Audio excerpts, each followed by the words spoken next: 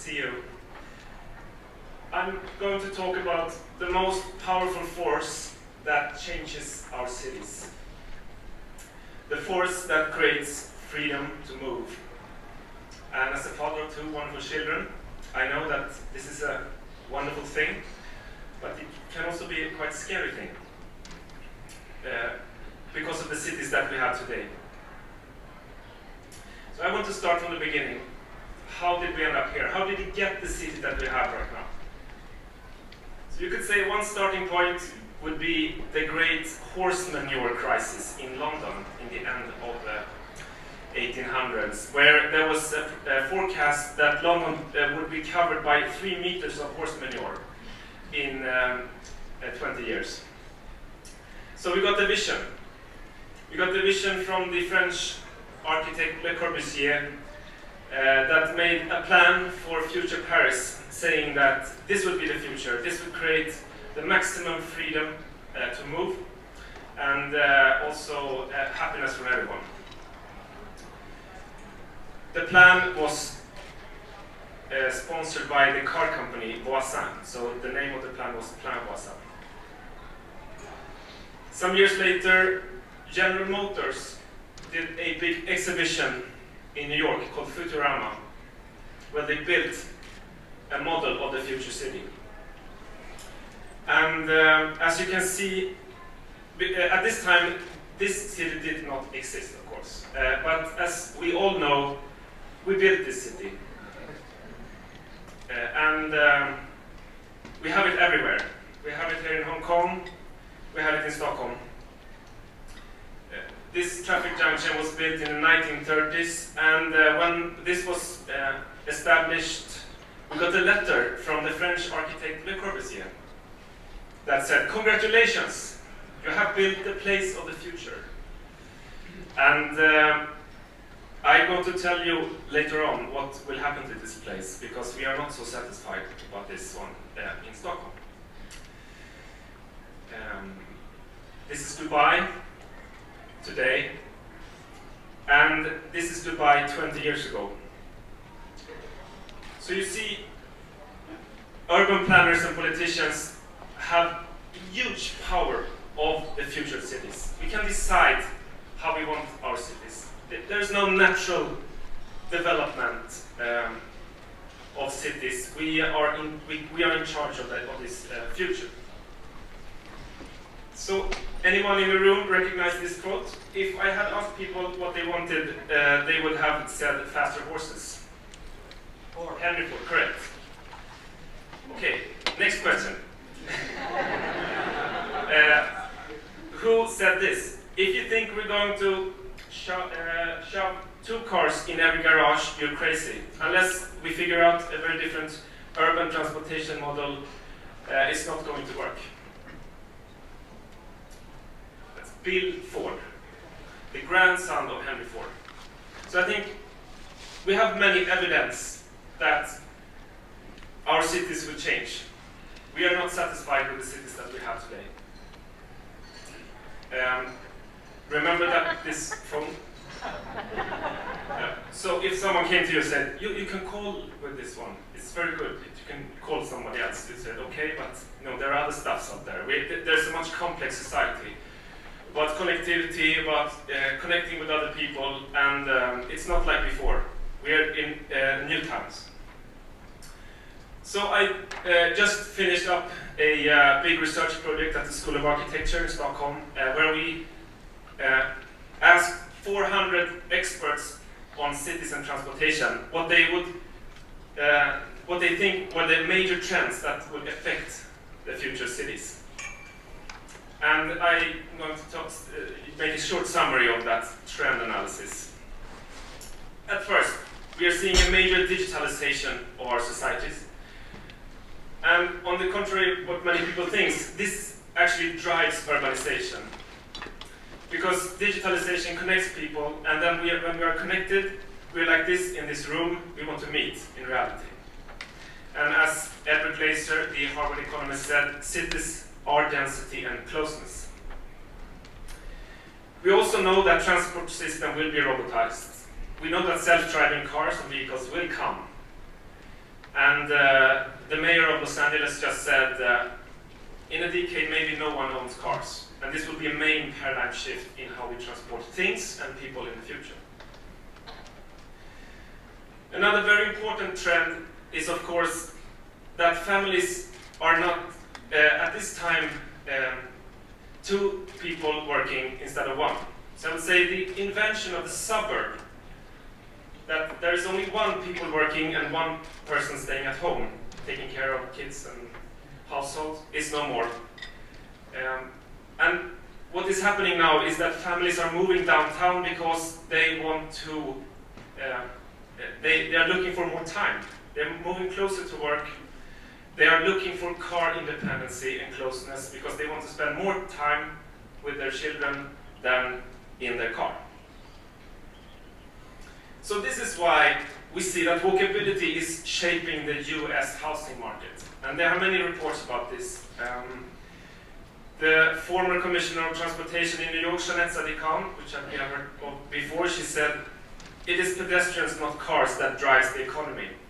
And this is actually true when you look at housing prices and what locations are more expensive than others in our cities, and especially those that are really fast growing, such as Hong Kong, San Francisco, New York, London, Paris, Stockholm.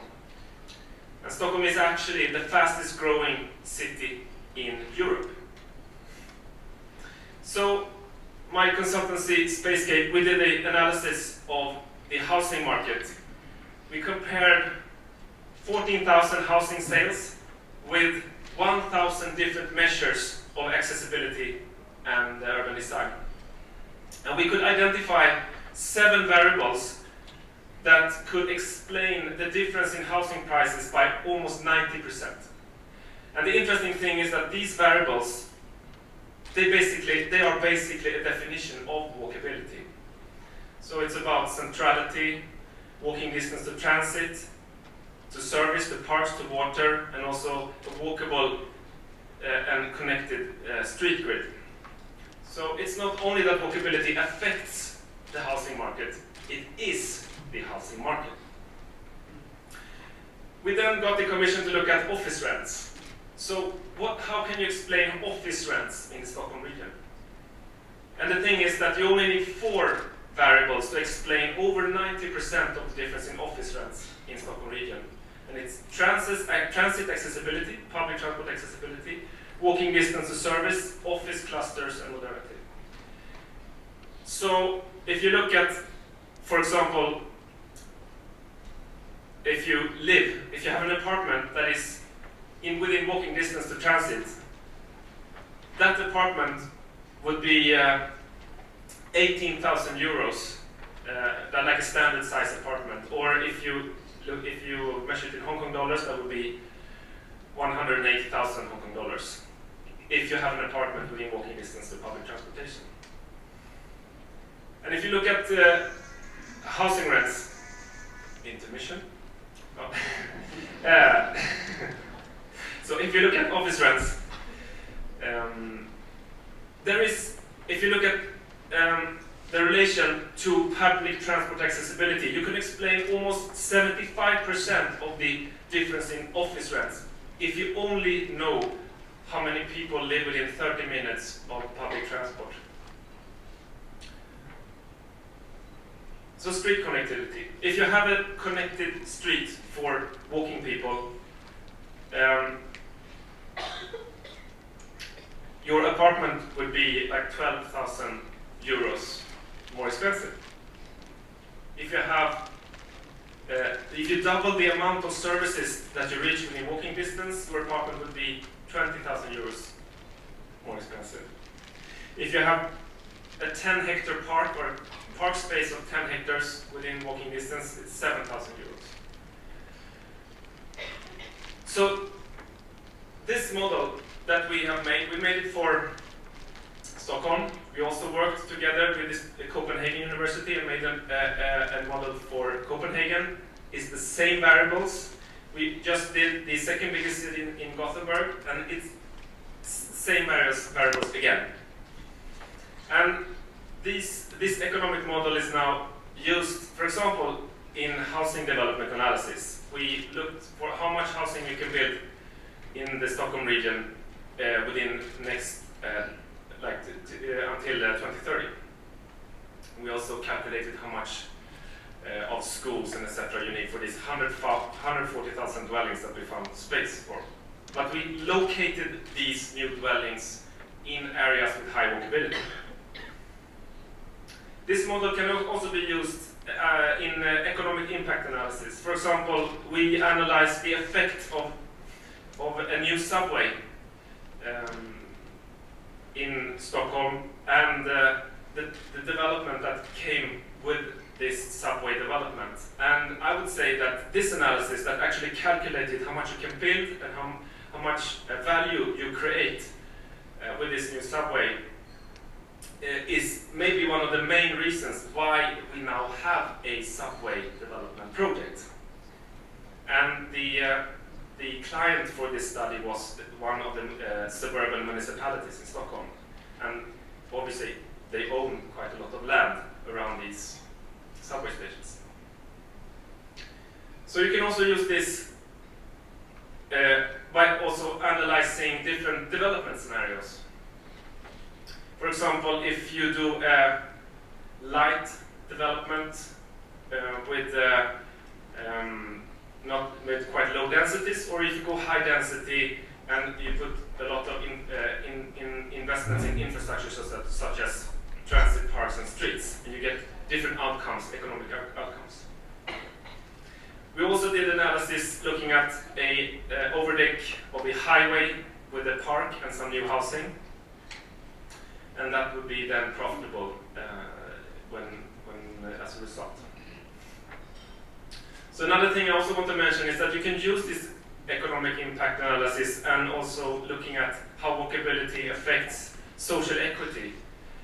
So we helped the city of Stockholm to map different city districts, how they perform in terms of walkability and how that is correlated to socio-economic variables. And then I want to introduce to you a concept, because I think walkability is a very good concept, but I would say in a much broader sense that walkability is spatial capital. When we create environments that are very walkable, that are dense and green and well connected, we have created locations with high spatial capital which can be translated to social and economic and cultural capital.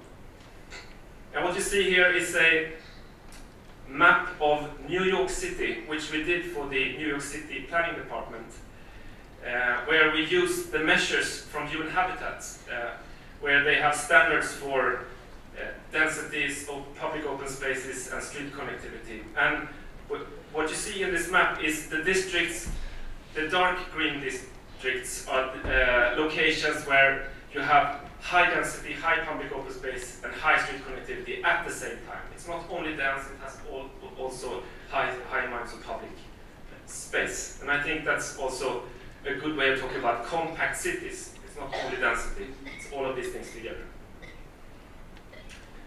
So, what about the future cities? Where will we go?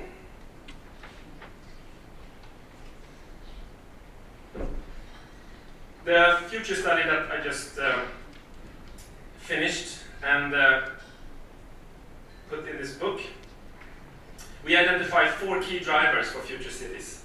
That is, as you can imagine, continuous urbanization and more traffic in cities, continuous technological development.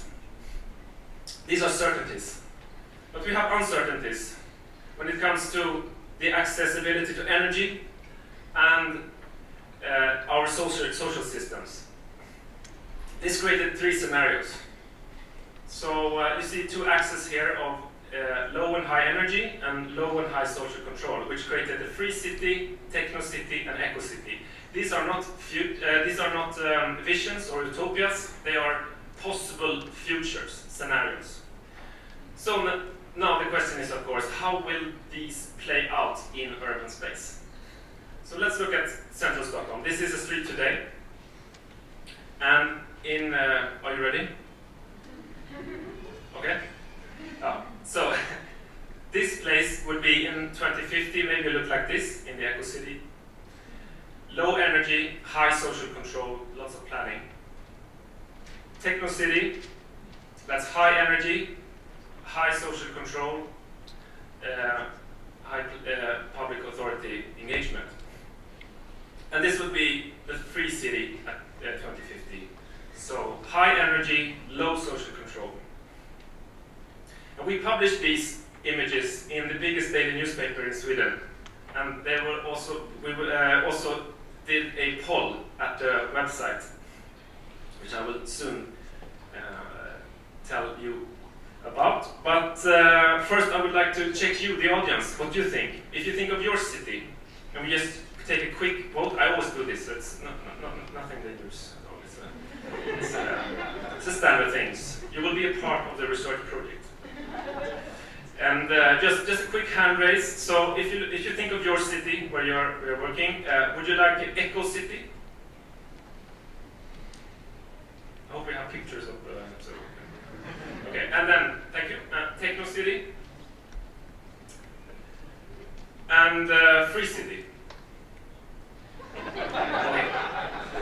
So I can now report that you are statistically significant. Meaning that you voted almost exactly how the Stockholmers and the Swedish people did. Most people wanted the eco-techno future, but very few people wanted the free city. And I think my talk here today, I've already explained why. But it's very interesting to see that even if you do a lecture for the car industry, they don't want the free city either. They want the techno city. So, who did this vision of the future, do you think? This is the image of the second biggest city in Sweden from 2070. Who do you think made this image? Yes, correct. This image was made by the car company Volvo. So you see that we will have a different future. The future will change because everyone, even the car industry, understands that we need a much more walkable, greener, connected future. This is the place I showed you in the beginning, Slussen, which is in very central Stockholm, which we got the letter from the Spanish architect Le Corbusier. We are now tearing it down, thankfully, and we are rebuilding it as a place where we double the space for pedestrians and take away half of the space from cars. This is how it will look like in like 10 years from now. And as you can see in this image, which was the most powerful image that was spread of this project, there are no cars at all in this image. If you come to Stockholm, I hope you will see this place. I hope you will come also when you come to the airport, when you come to Stockholm maybe in the future, you will face this environment. Because we at Spacescape, we did an urban plan for the airport, the airport city Stockholm, where we actually designed a walkable and dense urban structure just close to the terminals. And the reason is that our client reminded us that the city plan for Stockholm is called the walkable city. So when we talk about our city plan for the future, we say it is in the walkable city document. That's very, very important for us. So to conclude, I would say that the future is changing, that we are rebuilding our cities right now. And I think when you ask everyone what city you want a city where you have the freedom to move and where you don't leave anyone behind. And I think this is a city which is both socially, environmentally, and economically sustainable. So with this, I wish you all good luck in the future. Thank you.